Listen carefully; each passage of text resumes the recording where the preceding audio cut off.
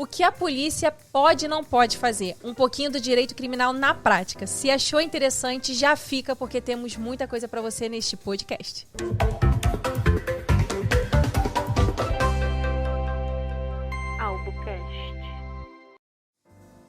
Sou a Aline Albuquerque.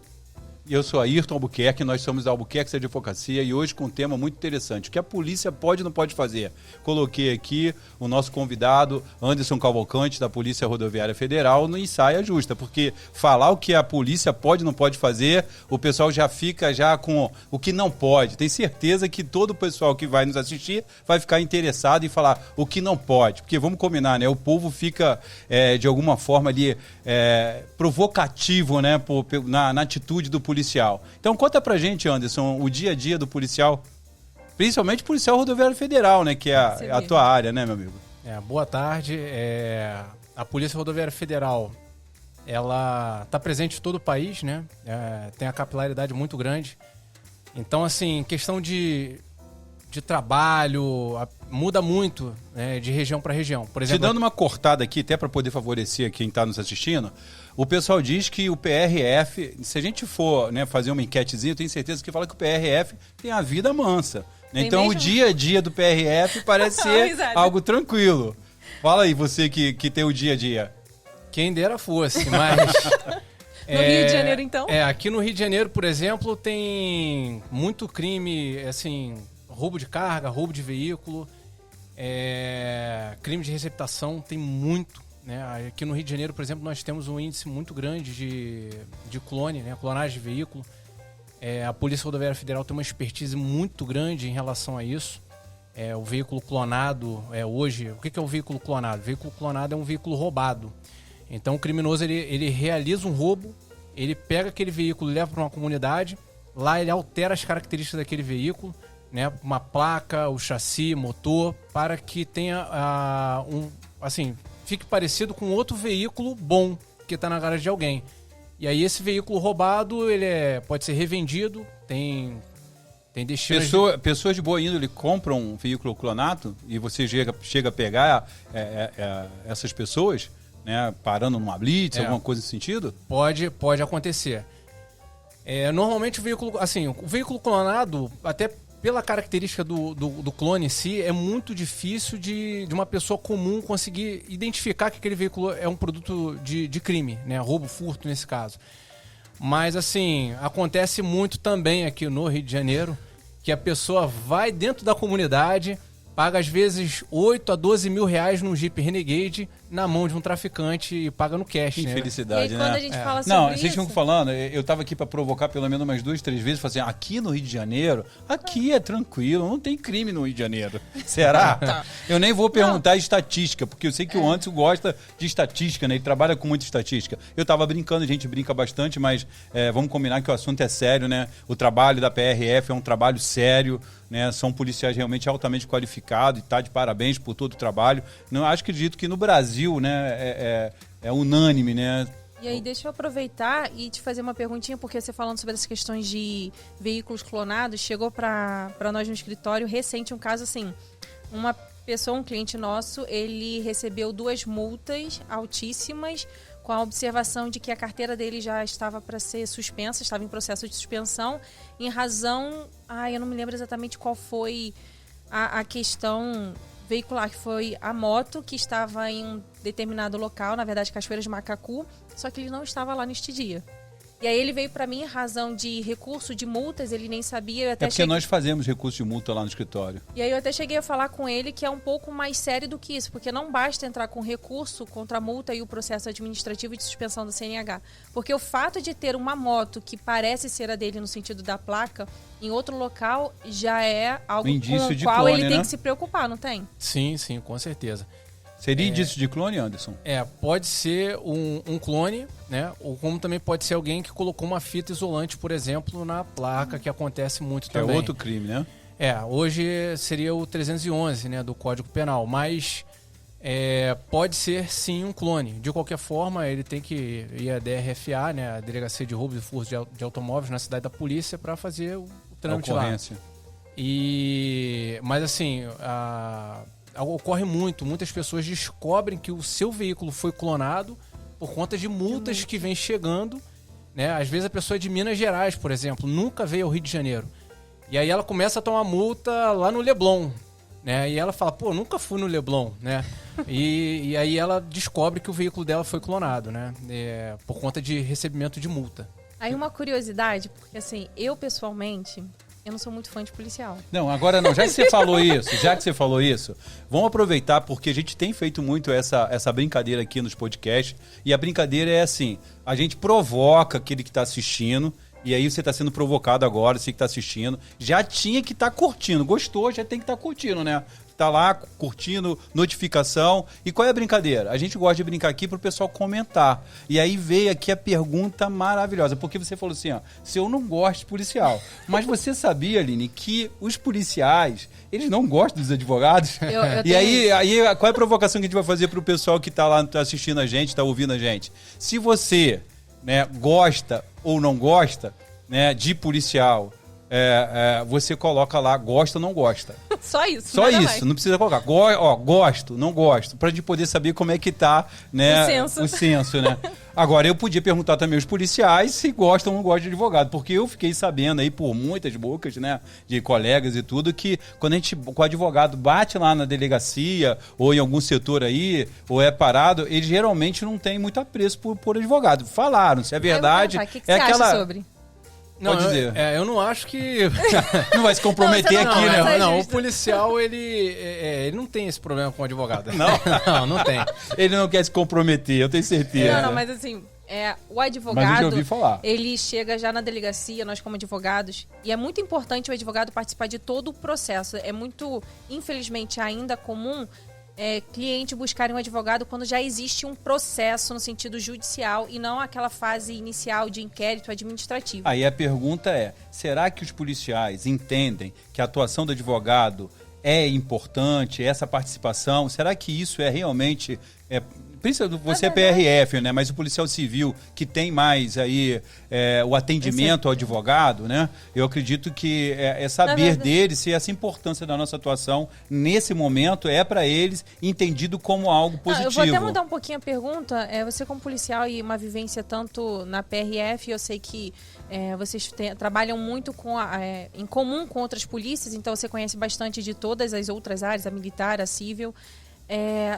Como é que você vê a atuação do advogado, independente do gosto da polícia interna, né? Mas a atuação do advogado nessa primeira parte? Sua visão. Em que a determinada pessoa foi abordada e ela foi conduzida à delegacia. Naquele início, naquele momento tão prematuro, como é que você acha a atuação do advogado? O que você vê de certo, de errado? A atuação do advogado ela é importante para o sistema de justiça. Sim, é fato. É fato. Por exemplo, numa abordagem, qual que é o problema de uma abordagem, né? Por exemplo, o advogado, vamos supor, tem um veículo, né, com uma pessoa e tem o advogado dela ao lado. Esse veículo foi abordado. Vai sair o advogado e vai sair a pessoa do veículo ali durante a abordagem. E qual que é o grande problema, né? Numa abordagem, a gente tem algumas questões. Se a gente for trazer para o lado da abordagem. Sim. A abordagem, a gente tem a questão da segurança, por exemplo, né? Porque às vezes numa abordagem, pelo menos o policial, ele não sabe quem ele está abordando. Se é um criminoso, se naquele veículo tem uma arma escondida. Já teve caso, por exemplo, que o abordado voltou no veículo dizendo que ia pegar o documento. Ele pegou uma arma, eu conheço o colega. O colega ele tem um furo na orelha, mas não é de brinco, não. Ele tomou um tiro na orelha. Por quê? Nessa de voltar no veículo para pegar o documento, o cara pegou a arma e disparou contra o policial. Então a gente entende, nós como policiais, a gente entende que tem o lado jurídico, né? Mas num procedimento desse operacional, a gente preza muito pela segurança também da vida de todos ali. Não só dos policiais, como do abordado. E aí não dá, por exemplo, para ter um advogado ali, mas tem que fazer isso, tem que olhar assim, isso, não sei o quê. Que fica atrapalhando o trabalho do policial e tira a atenção do policial para a segurança. Então, nesse momento, claro, o policial ele tem que observar toda a parte da lei. Por exemplo, o abordado, ele tem direito a acompanhar a abordagem, a busca veicular, por exemplo. Só que não dá pro abordado ficar atrás do policial olhando o que o policial tá fazendo bem atrás, assim, sabe? Porque numa dessa, tu não sabe se o cara vai puxar a pistola do policial. Enfim, atrapalha, né? Segundo o que eu tô entendendo, atrapalha. Sim. Esse advogado, dependendo de como atue nessa abordagem, principalmente na abordagem... Porque ele vai olhar pro lado jurídico da coisa, mas ele não vai ver a parte da segurança. Então, muitas das vezes, o policial, nesse caso da abordagem, principalmente, o policial ele tem que prezar muito pela segurança da vida. Né? Se tiver o advogado ali, inclusive da vida do advogado. E os procedimentos da parte de inquérito? Então, chegada à delegacia. Cheguei na delegacia. O advogado também é importante ali, óbvio, né? Tanto importante... Eu já acompanhei diversos clientes nossos à delegacia. E acho que, principalmente porque quando um cidadão chega à delegacia, ele se está ali envolvido com algum tipo de questão que pode trazer a ele a possibilidade de não ter mais a liberdade ali da própria, né, do ir e vir, né, que está em questão, ele fica, né, muitos ficam ali temerosos e pedem, né, que o advogado esteja próximo. Eu entendo que, independente de como esteja acontecendo a situação nesse inquérito, é impreterível a presença do advogado. Só a presença, doutora Aline, a presença do advogado muda um pouco o viés daquela situação. Aí alguns clientes, infelizmente, não conseguem entender. Às vezes você só está do lado. E é claro, a gente tem uma expertise, a gente vai orientar. É o conhecimento do todo, né? Porque Sim. A pessoa que está vivendo ali, ela está muito focada naquele pontinho. Já tanto o policial conhece todas as nuances, todas as variáveis de uma abordagem, quanto o advogado das ramificações, né, de tudo que pode acontecer, desde um depoimento ou do ficar em silêncio até o que vai acontecer no final de um processo. Então a gente pensa numa visão do todo, que é muito importante. Aí eu estava até falando um pouquinho mais cedo que eu não sou muito fã de policial, né? Porque ai, gente, eu não gosto, eu fico nervosa e olha, eu juro pra você, eu ando certinho, mas eu não sou muito fã, não. Eu fico curiosa para saber como é que funciona essa abordagem. É o aleatório, deixa eu ver qual carro não tô afim, ou então olhei pra casa de uma pessoa, eu não tô vendo direito o que tem lá dentro, vou parar esse fulano, essa fulana. Ou vocês têm alguma coisa que induz a parar? Então, no caso da Polícia Rodoviária Federal, né, assim, a gente, obviamente, também, né, como instituição policial, a gente também preza pela lei. Se eu não me engano, o artigo 244 do Código de Processo Penal, ele fala a questão, inclusive, da busca pessoal, mas voltando para a abordagem, a gente costuma, assim, tem muitas variáveis, né? A abordagem, ela nunca, no caso da Polícia Rodoviária Federal, não vai ser aleatória. A não ser que seja, por exemplo, uma questão, mesmo assim não é tão aleatório, porque é questão de trânsito. Você pode abordar um veículo, por exemplo, um veículo sem um retrovisor é equipamento obrigatório. Então você vai fazer a abordagem daquele veículo e provavelmente vai recolher aquele veículo a pátio, porque não tem como o cara pegar um retrovisor e colocar ali na hora, né? Mas é um exemplo... Eu até imaginei agora, qual é o nome daquele filme antigo? É Maverick, que tem que o cara faz tudo... Eu vi na reportagem, essa semana, salvo engano... MacGyver, isso. Essa semana eu vi na reportagem, um cidadão que estava dirigindo viu uma Kombi na Ponte Rio-Niterói. Não sei se vocês viram esse vídeo, ele circulou nas redes sociais. E aí o cidadão, ele gravou a Kombi, o cara da Kombi com duas coisas em cima e ele segurando a porta. Ele segurando a porta e atravessando a Ponte Rio-Niterói. Eu entendo que muitas pessoas aí, né, por dificuldade da vida, vamos combinar, a vida real é outra coisa. Complicado. Mas talvez, né, a pessoa fica olhando lá dela, eu tenho que trabalhar, eu preciso fazer, e não entende que está botando risco a segurança de outros. Né? O cara estava lá, foi muito cômico. Na verdade, eu estava na academia tá lá, né, aparece lá as reportagens, e aí eu vi. Foi essa semana, muito interessante. A pessoa, você está lá, né, e vem o cara com a Kombi segurando a porta. Será que vai para pátio, Anderson? E acontece muito. É raro, mas acontece com frequência. Acontece muito. Tem muita coisa bizarra falando a nível de trânsito, né? Tanto veículo de passeio como caminhão, enfim, ônibus. E às vezes as pessoas não entendem, né? O veículo, por exemplo, você pega uma van com superlotação, é uma infração de trânsito. Você tem que tirar todo mundo daquela van ali, né? E as pessoas ficam com raiva do policial. O policial. Né? Não é Por o isso que eu tô motorista falando. que fez Essa a enquete, hiperlotação, não. se você não ouviu mais um pouquinho antes, a gente falou, ó, você gosta ou não gosta do policial? Aí você coloca assim, gosto, não gosto, não precisa comentar muito não. A pessoa fica com raiva do policial, mas assim, o policial não tem culpa daquilo. A culpa foi do motorista. Que é deixou, lei, com quem cumprir a lei, né? E o policial não pode deixar de fazer o ato dele, né? O ato de ofício. E aí, assim, questão da abordagem, né? Se é aleatório ou não. A gente tem várias variáveis. Então, por exemplo, diversas tem situações, essa do cara segurando a porta. Pode ser uma situação de trânsito, por exemplo, isso aí. Pode ser, às vezes, uma informação de inteligência que de fato ocorre. Né? E normalmente... Você trabalhou nessa área aí também, né? Também trabalhei. E aí, numa situação dessa, o policial já vai direcionado, aí existe todo um estudo antes para direcionar aquela abordagem ali, e por isso que a Polícia Rodoviária Federal tem um índice muito grande, né, de apreensão de arma, droga e tudo mais. É trabalho da Polícia Rodoviária Federal, não é outra polícia que passa informação para a Polícia Rodoviária Federal. E também pode ser, às vezes, né, uma viatura nossa passando e de repente vê um veículo em alta velocidade. Uma velocidade que por mais que, né, a gente não pode fazer a infração de trânsito de velocidade só por ver, né? A gente precisa de um equipamento. Mas a gente, só do fato da gente ver um veículo em alta velocidade, aquilo ali pode caracterizar, assim, de uma certa forma, fuga, né? De uma certa forma, uma suspeita ainda que pequena, né? Claro, a gente não vai abordar num nível que a gente vai ter certeza que é um infrator, não é isso, mas a gente vai realizar uma abordagem e vai verificar. E aí só pode ser uma pessoa com pressa de chegar no trabalho, pode ser uma pessoa realmente que está empreendendo fuga, e aí a gente tem que verificar, né? Ou seja, as variáveis são muitas, né, para abordagem, né? Com pressa para chegar em algum lugar, até falei assim, já tomei multa por isso. Nem falo.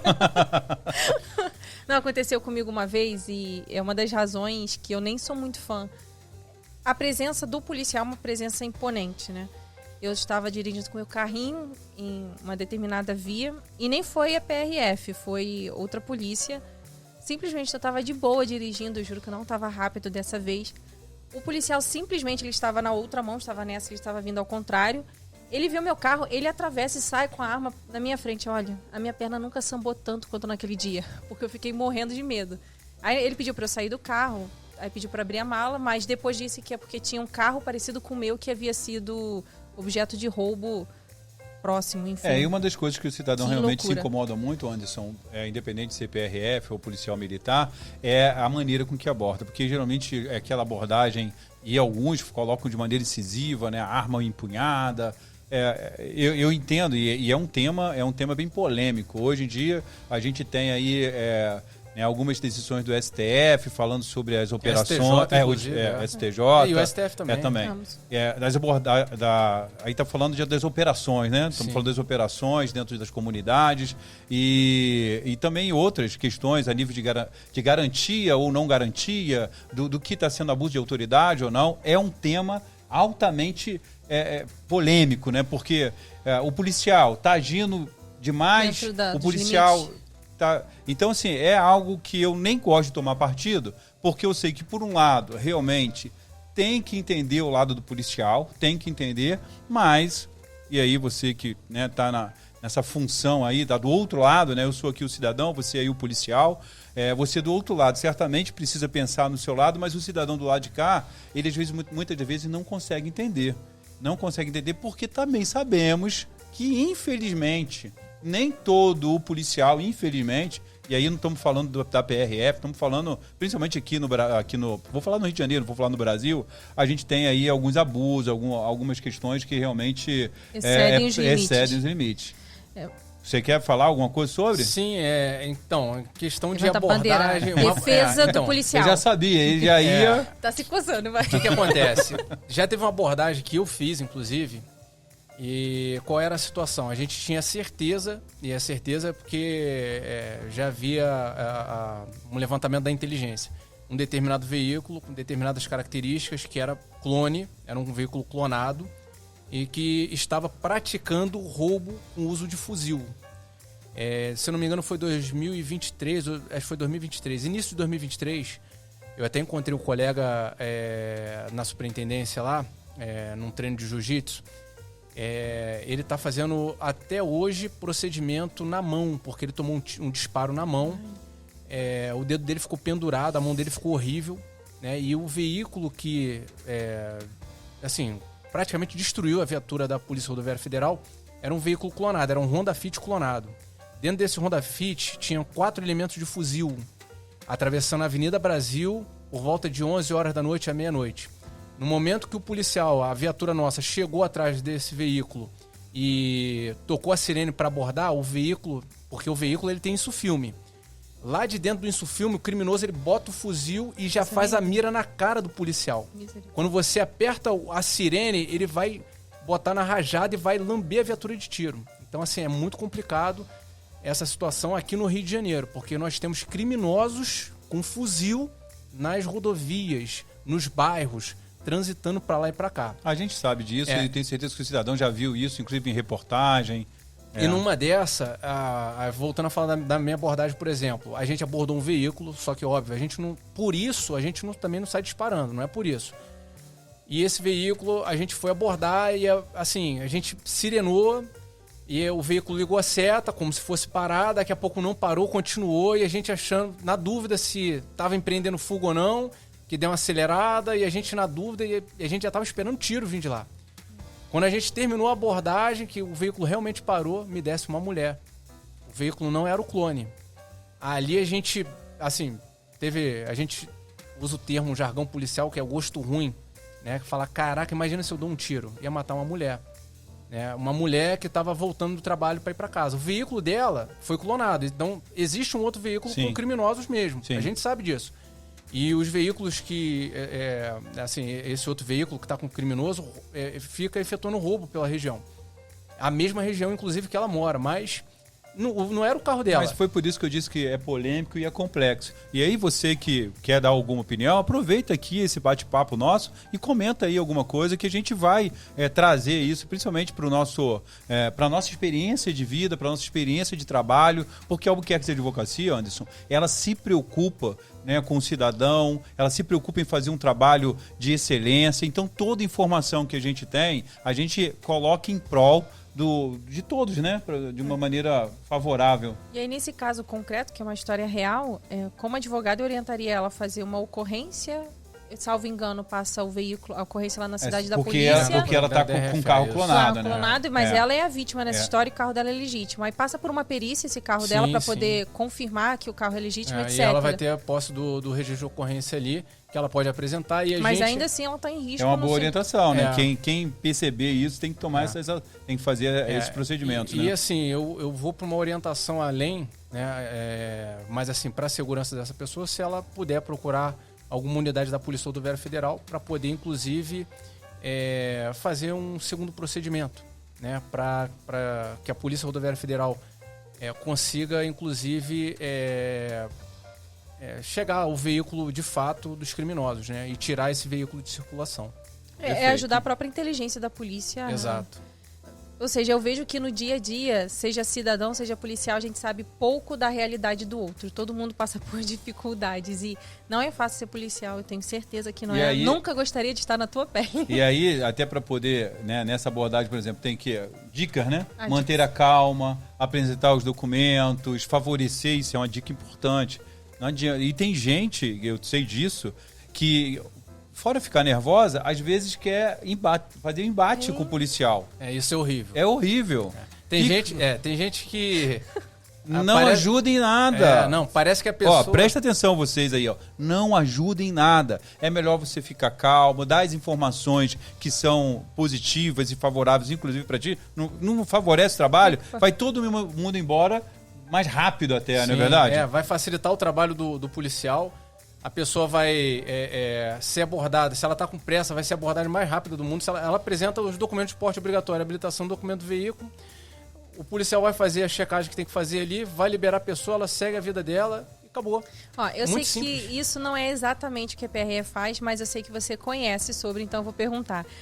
Como a gente está falando sobre abordagem e muito do dia a dia, é raro, mas acontece com tanta frequência que eu preciso perguntar. A abordagem da lei seca. O que pode e o que não pode.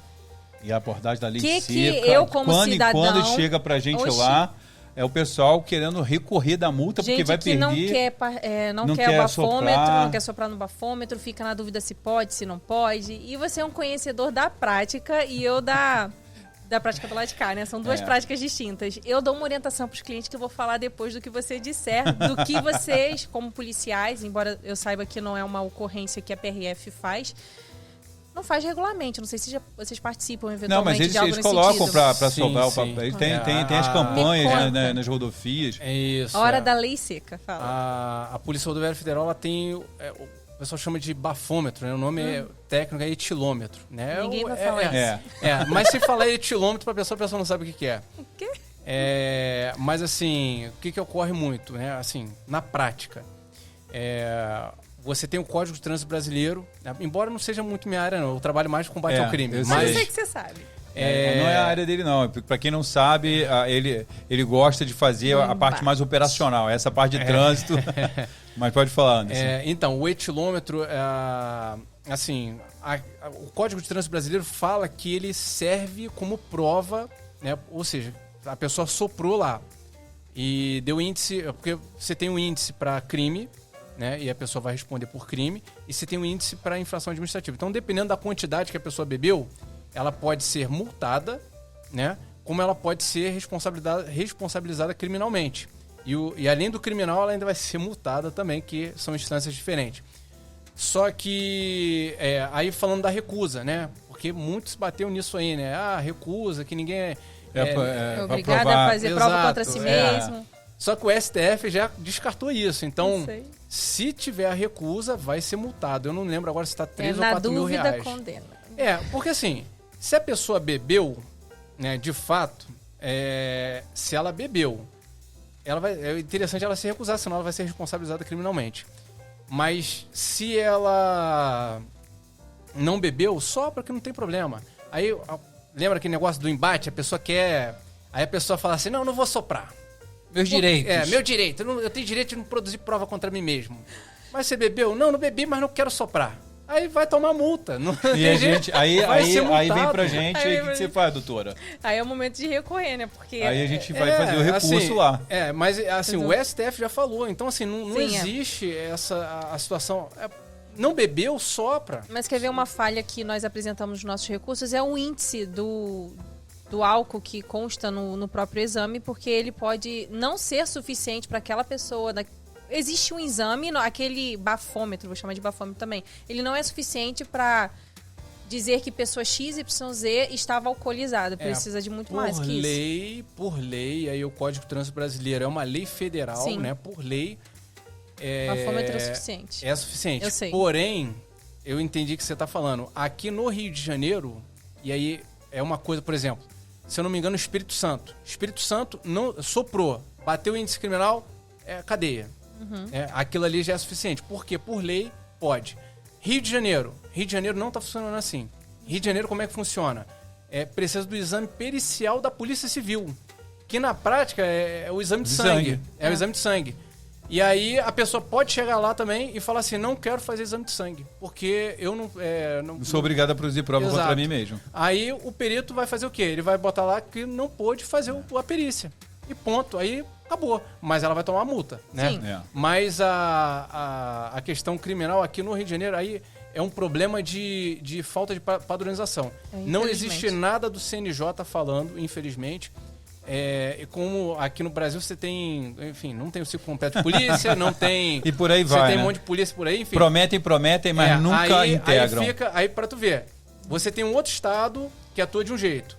Aí você tem aqui no Rio de Janeiro que faz de outro jeito. Então, infelizmente, é uma coisa, assim, é complicado de trabalhar. Eu tenho certeza que nós teríamos muitas outras questões para poder tratar, mas aqui é só uma pincelada de como funciona a polícia e o direito criminal na prática. Obviamente, o dia a dia tem muitas outras nuances. Agora, o que o pessoal tem que fazer, doutora Aline, se gostou? Se você gostou do conteúdo, se quiser ouvir mais, inclusive sobre o direito criminal, a primeira coisa que você tem que fazer, e eu peço que você faça agora, é um desafio. Clica no sininho para que você possa receber mais conteúdos e receba as notificações de tudo que o Albucast tem produzido.